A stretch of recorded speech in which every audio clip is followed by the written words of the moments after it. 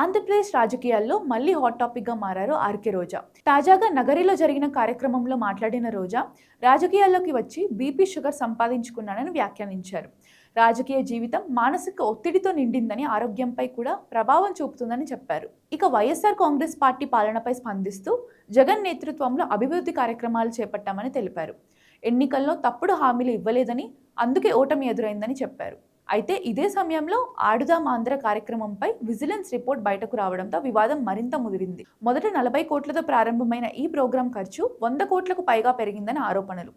విచారణలో కూడా నిధుల దుర్వినియోగం జరిగినట్టు సమాచారం. రోజా, బైరెడ్డి సిద్ధార్థ రెడ్డి పాత్రపై కూడా అనుమానాలు వ్యక్తమవుతున్నాయి. ఇప్పుడు ఈ రిపోర్ట్ ఆధారంగా మరింత విచారణకు ప్రభుత్వం సిద్ధమవుతున్నట్లు రాజకీయ వర్గాల్లో చర్చ సాగుతోంది. ఆంధ్రప్రదేశ్ రాజకీయాల్లో మళ్ళీ హాట్ టాపిక్ గా మారారు ఆర్కే రోజా. తాజాగా నగరిలో జరిగిన కార్యక్రమంలో మాట్లాడిన రోజా రాజకీయాల్లోకి వచ్చి బీపీ షుగర్ సంపాదించుకున్నానని వ్యాఖ్యానించారు.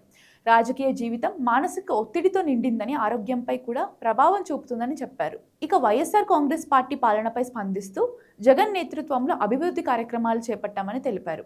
ఎన్నికల్లో తప్పుడు హామీలు ఇవ్వలేదని, అందుకే ఓటమి ఎదురైందని చెప్పారు. అయితే ఇదే సమయంలో ఆడుదాం ఆంధ్ర కార్యక్రమంపై విజిలెన్స్ రిపోర్ట్ బయటకు రావడంతో వివాదం మరింత ముదిరింది. మొదట 40 కోట్లతో ప్రారంభమైన ఈ ప్రోగ్రాం ఖర్చు 100 కోట్లకు పైగా పెరిగిందని ఆరోపణలు.